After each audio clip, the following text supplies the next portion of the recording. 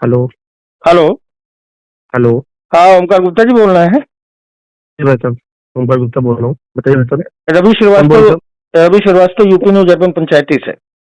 हाँ भाई साहब, नमस्कार। कैसे हैं भाई साहब, ठीक नमस्कार। है? जी जी, सब बढ़िया है सर। कुछ सवाल है इस समय नगर पंचायत को लेके। जो नगर पंचायत में इन दिनों तमाम सारे मामले चल रहे हैं, उन मामलों को लेकर कुछ सवाल आपसे जानना था। तो हम चाह रहे थे कि एक बयान आपका हो जाता फिर। जी बताइए बताइए, क्या चाहते हैं? सबसे पहला सवाल तो ये है कि ये कूड़े वाला जो प्रकरण है, इस कूड़े वाले प्रकरण में अभी तक क्या कुछ हो पाया? और चूंकि नगर पंचायत असरपुर की चौचा के पास जो जमीन है वो जलालपुर रोड पे, उसकी दूरी इतनी ज्यादा है, वहाँ पीएम ने भी जो है सर्वे वगैरह किया था। वर्तमान में कूड़ा कहाँ फेंका जा रहा है? देखिए, अभी तहसीलदार साहब आए थे और इस संबंध में तहसीलदार साहब आए थे, हमसे बात वार्ता हुई थी उनसे। तो वो अभी टांडा हाईवे पे, टांडा जो बसखारी को जोड़ता हुआ बसखारी टांडा हाईवे पे हम लोग रोड के किनारे कूड़ा गिरा रहे हैं। उनके आदेश अनुसार, उनके आदेश के हिसाब से वहाँ गिरा रहे हैं। हम्म। और अभी जो हमारी डंपिंग ग्राउंड है, उस पे माननीय जिलाधिकारी महोदय ने उसको संज्ञान में लेके वहाँ पे निरीक्षण भी किया है। तो अभी उस पर मुझे लगता है कि वो काम कर रहे हैं। मुझे लगता है एक आध हफ्ते 10 दिन में जो रिजल्ट आना होगा आ जाएगा। और नहीं तो फिर कोई बेटा कोई वैकल्पिक व्यवस्था तो जिला प्रशासन को, नगर पंचायत प्रशासन को, तहसील प्रशासन को मिलकर करना होगा। वो हम लोग मिलकर करेंगे उसको। लेकिन अभी मौके पे जो है, जहाँ अस्थायी रूप से कूड़ा फेंका जा रहा है, तो वहाँ आम लोगों की तमाम सारी शिकायतें भी आ रही कि कूड़ा मौके पे जहाँ फेंका जा रहा है, चूंकि मौसम में बदलाव भी हो रहा है, तो बीमारियों और संक्रमण का भी बहुत ज्यादा खतरा है। तो क्या ये उचित है फिलहाल?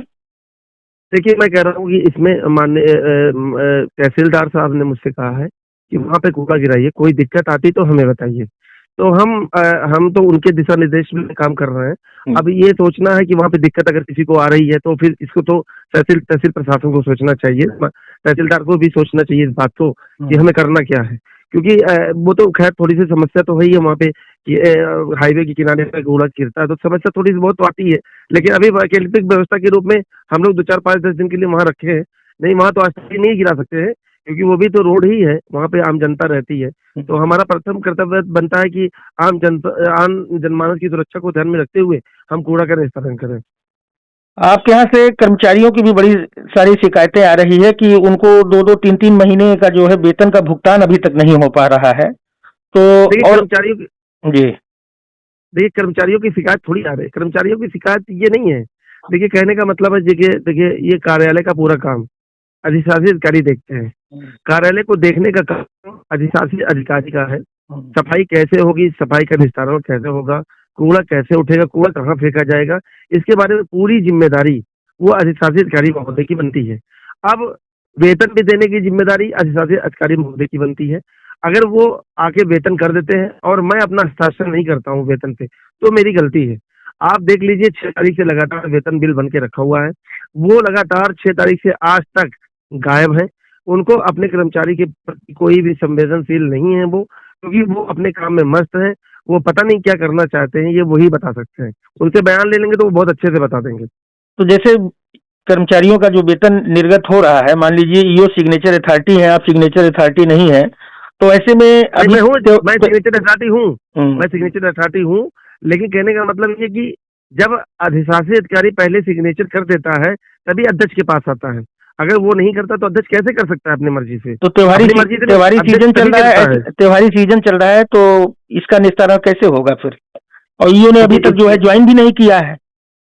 देखिए, मैं बता दूं, यही तो एक बहुत बड़ा सवाल है कि ये अधिशासी अधिकारी इतना बड़ा इस सरकार में तानाशाह हो गया है। जबकि माननीय मुख्यमंत्री जी योगी आदित्यनाथ जी कहते हैं, उनका शासन निर्देश है।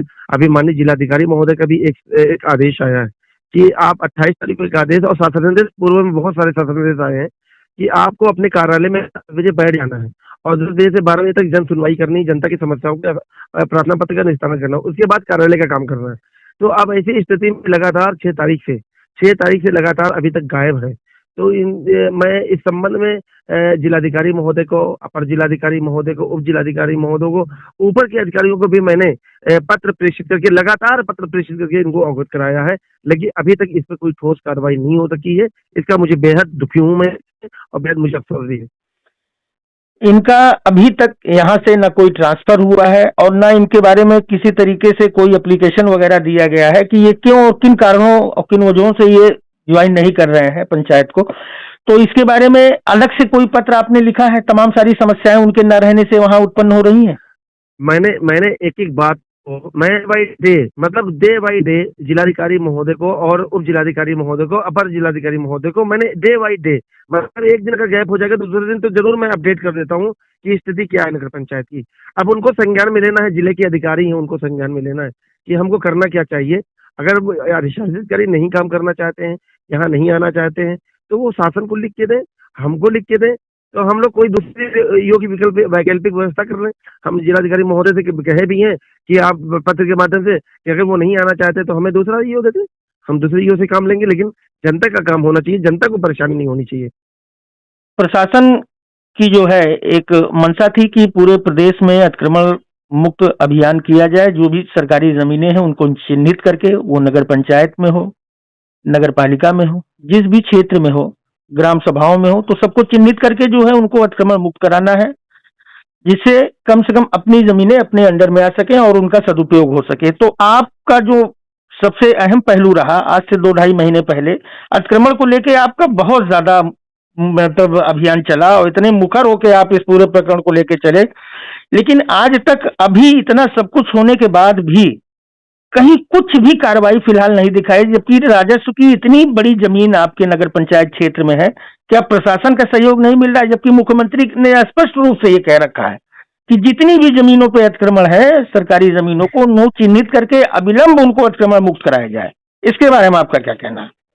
देखिए, मैं कहता हूँ कि माननीय मुख्यमंत्री जी का स्पष्ट आदेश है, उसका शासन निर्देश भी है और शासन निर्देश जारी भी है कि ऐसे जो जमीनें हैं, जो सरकारी जमीनें हैं, उसको चिन्हित करके खाली कराया जाए।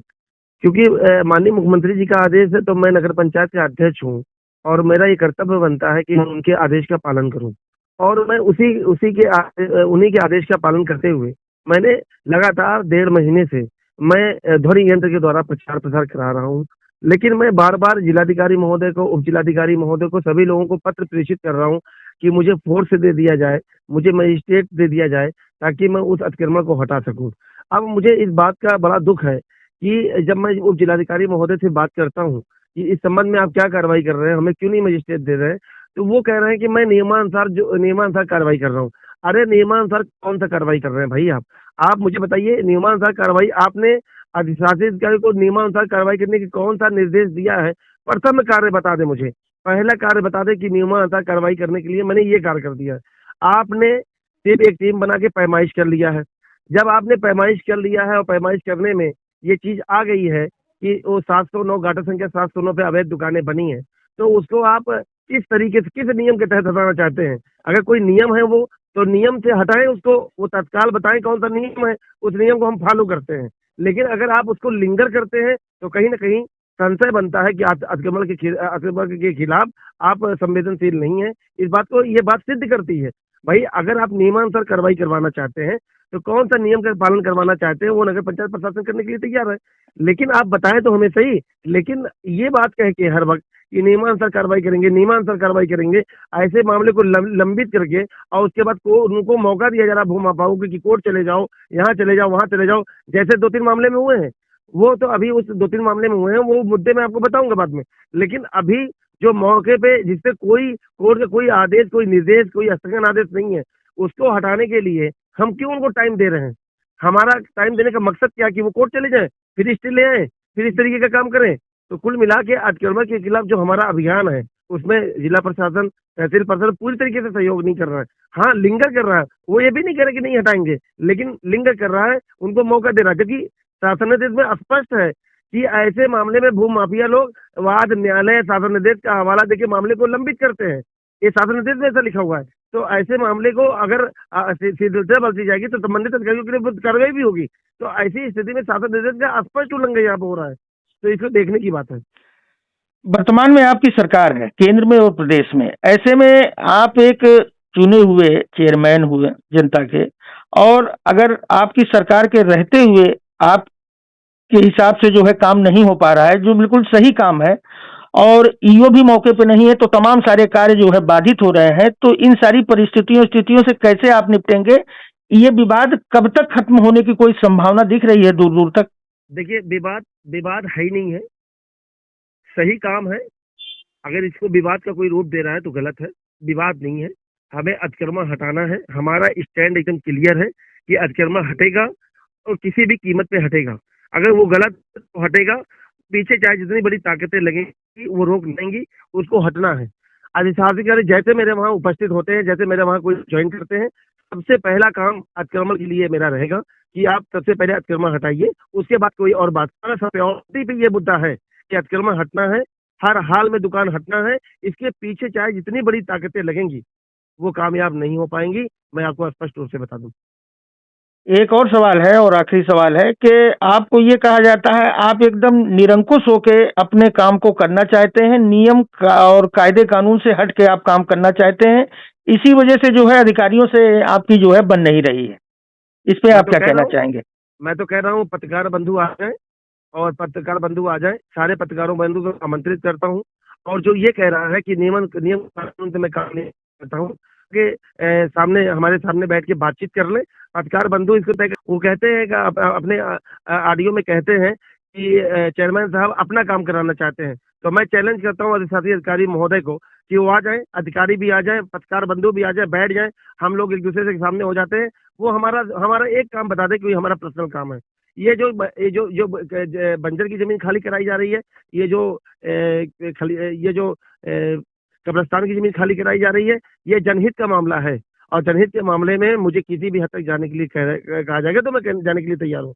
और मेरे किसी अधिकारी से नहीं, मैं नियम विरुद्ध काम कर रहा हूँ तो मुझे बताएं, वो आपके सामने बताएं, क्योंकि बंद कमरे में बैठ के बात अच्छी नहीं लगेगी अब, क्योंकि आरोप प्रत्यारोप का दौर बहुत चल रहा है। अब मैं चाहता हूँ कि सब कुछ दूध का दूध पानी का पानी हो, और सामने बैठ के बात हो, सामने बात हो, और मीडिया बंधु रहे, जनता भी रहे, जनता भी सुने, पूरे प्रदेश की जनता भी सुने, मुख्यमंत्री योगी आदित्यनाथ भी सुने कि सच क्या है और झूठ क्या है। तब पर्दाफाश हो जाएगा कि कौन नियम विरुद्ध काम कर रहा है, कौन नियम से काम कर रहा है। आप अपनी बातों को रखने के लिए आपका बहुत बहुत धन्यवाद। बहुत बहुत धन्यवाद। नमस्कार, नमस्कार।